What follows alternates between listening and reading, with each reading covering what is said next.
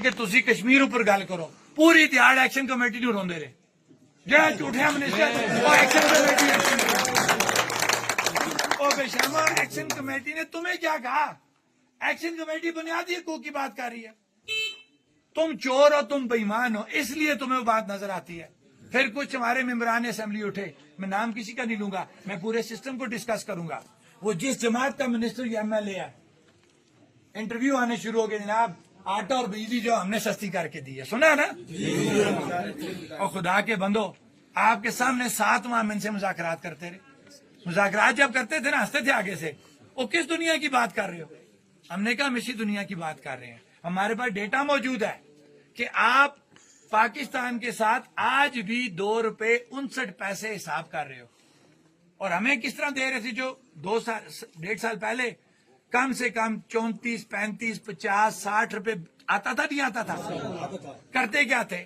غریب عوام کا خون چوستے تھے، وہ پیسہ برقیات کلیکٹ کرتا تھا اور یہ منسٹروں کی تعداد بڑھاتے تھے، یہ 2 نمبر سکیمیں لگاتے تھے.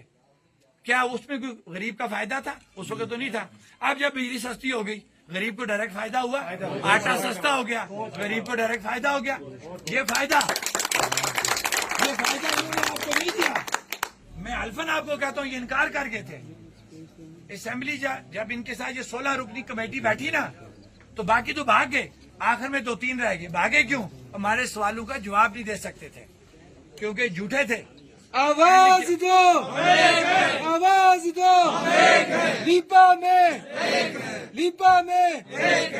اب جو یہ آپ کو آ کے ان کی باتیں سن رہے ہیں نا، میں آپ کو الفن یہ بات کہتا ہوں، مجھے ان کو الف دینے کی ضرورت نہیں ہے، عوام کو دینے کا میں پابند ہوں.